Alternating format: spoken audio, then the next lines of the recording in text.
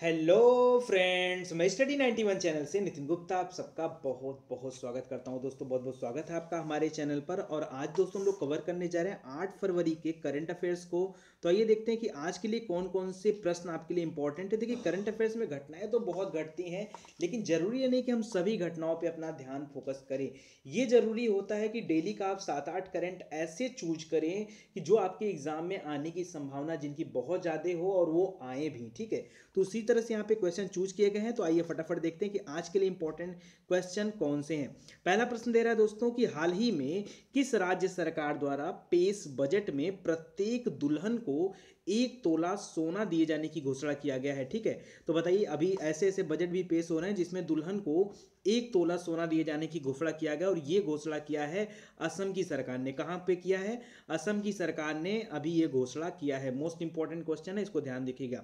इसके अलावा दोस्तों इसी योजना के तहत गरीबों को 1 रुपये किलो चावल देने की भी घोषणा की गई है। तो ये तो आम बात है, कई राज्यों में 1 रुपया किलो, 2 रुपया किलो, 3 रुपया किलो चावल दिए जाते रहे हैं, लेकिन 1 तोला सोना ये ऐसा पहली बार हुआ। तो असम याद रखिएगा, यहाँ पर राइट आंसर हो जाएगा। अच्छा हाँ, एक चीज़ और कहना चाहूँगा, अगर आप हमारे पीडीएफ को डाउनलोड करना चाहते हैं, मतलब ये जो करंट अफेयर आप देख रहे हैं इसके पीडीएफ को डाउनलोड करना चाहते हैं, तो डिस्क्रिप्शन में आपको लिंक मिलेगा, वहाँ पे क्लिक करके आप पीडीएफ को डाउनलोड कर सकते हैं। ठीक है, चलिए आगे देखते हैं। अगला प्रश्न हमारे लिए है कि निम्नलिखित में से किस स्थान पर हाल ही में एशिया एलपीजी सम्मेलन आरंभ किया गया है?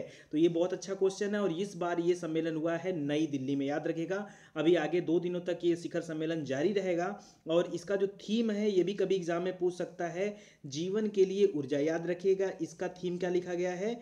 जीवन के लिए ऊर्जा। ध्यान दीजिएगा। ठीक है, तो इंपॉर्टेंट क्वेश्चन है, नई दिल्ली याद रखिएगा, एग्जाम में आने के चांस ज़्यादा हैं। ठीक है, अगला प्रश्न है कि हाल ही में किस राज्य ने कालिया छात्रवृत्ति योजना की शुरुआत किया है? फिर से पढ़िए दोस्तों, कालिया छात्रवृत्ति योजना। यहाँ पर कालिया जो है एक तरह की छात्रवृत्ति योजना है, और ये योजना नवीन पटनायक ने शुरू किया है क्योंझर जिला में। और नवीन पटनायक कहाँ के मुख्यमंत्री हैं? तो उड़ीसा के मुख्यमंत्री हैं। ठीक है, तो इस तरह से आपका आंसर क्या हो जाएगा? उड़ीसा। और यहाँ पर जो कालिया नाम दिया गया, कालिया का फुल फॉर्म होता है Krishak assistance for livelihood and income augmentation. ठीक है, याद रखिएगा। तो कालिया आप याद रखें शॉर्टकट में, वो ज़्यादा सही है। ओके, चलिए आगे बढ़ते हैं। और ये जो छात्रवृत्ति है दोस्तों, स्पेशली ये मिलेगा किसानों के बच्चों को। ध्यान दीजिएगा, ये सभी के लिए नहीं है, किसानों के बच्चों को ये छात्रवृत्ति दी जाएगी। तो उड़ीसा में नवीन पटनायक ने इसकी घोषणा किया है। ठीक है, अगला प्रश्न है, हाल ही में किस राजनेता ने बाढ़ में लोगों को बचाने वाले केरल के मछुआरों को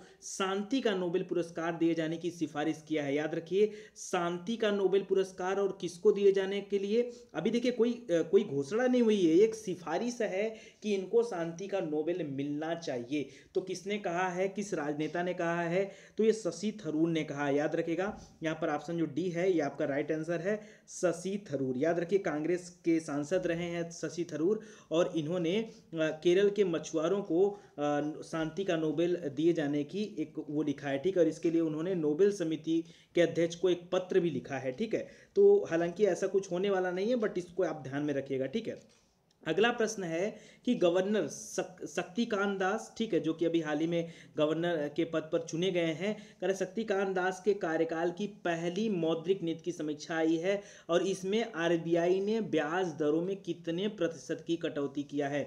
याद रखिए, ब्याज दरों में इस बार कटौती हुई है 0.25% की। ठीक है, तो क्योंकि अभी यह पहले इनका कार्यकाल स्टार्ट ही हुआ है, तो इसलिए थोड़ा सा प्रश्न इंपॉर्टेंट बन जाता है। और अगला प्रश्न है कि निम्नलिखित में से किस टीम ने वर्ष 2019 का रणजी ट्रॉफी खिताब जीता है? किस टीम ने? तो अक्सर करके इस तरह के मैच रेलवे के द्वारा खेले जाते हैं, और यहाँ पर जो राइट आंसर होगा आपका विदर्भ होगा। विदर्भ कहाँ पड़ता है दोस्तों? तो याद रखिए, नागपुर में। ठीक है, नागपुर पे। और सौराष्ट्र को हराया है, याद रखिएगा, ये भी इंपॉर्टेंट है। तो विदर्भ ने इस ट्रॉफी को जीता है। ओके, चलिए आगे देखते हैं। हालांकि चलिए आखिरी प्रश्न आज का है कि हाल ही में किस राज्य सरकार ने महिलाओं का वर्जिनिटी टेस्ट कराने को अपराध घोषित करने के प्रस्ताव को मंजूरी दे दिया है? और ऐसा किया है किसने? महाराष्ट्र सरकार ने। मोस्ट इंपॉर्टेंट क्वेश्चन है, क्योंकि महाराष्ट्र सरकार ने यह कहा है कि एक दंडनीय अपराध है, इसके अलावा यह यौन उत्पीड़न का मामला माना जाएगा। ठीक है, तो वर्जिनिटी टेस्ट कराने का अपराध घोषित कर दिया है महाराष्ट्र सरकार ने। इसके अलावा दोस्तों, आज से मैं सोचा हूँ कुछ नया भी करने के लिए। डेली जब मैं आपको करंट अफेयर्स दूंगा कहूँगा तो उसमें पिछली डेट का जो करंट अफेयर्स होगा उसको रिवाइज कर लीजिए फटाफट।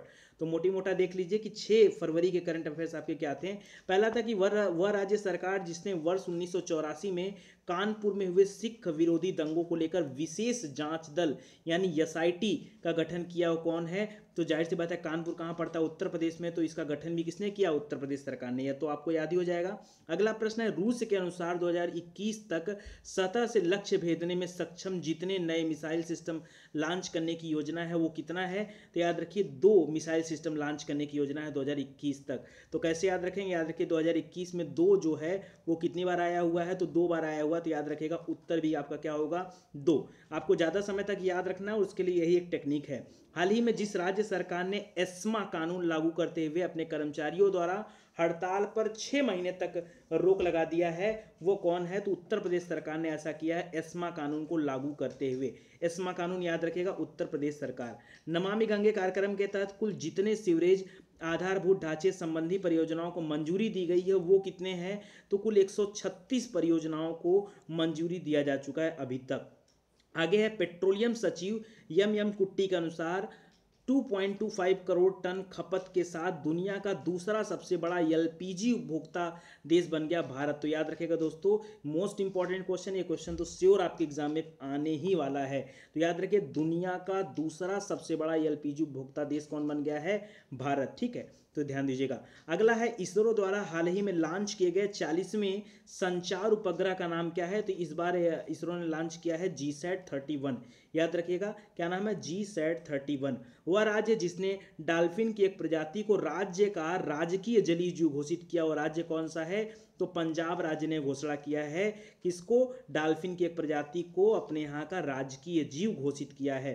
ठीक है, और अगला है, सैन्य वैज्ञानिकों द्वारा हाल ही में जारी जानकारी के अनुसार चुंबकीय उत्तरीय ध्रुव कनाडा, जो कि उत्तरी अमेरिका महाद्वीप का एक देश है, उस कनाडा देश से किस देश की ओर खिसक रहा है? तो धीरे धीरे जो उत्तरी ध्रुव है ये खिसक रहा है रूस की तरफ। किस तरफ खिसक रहा है?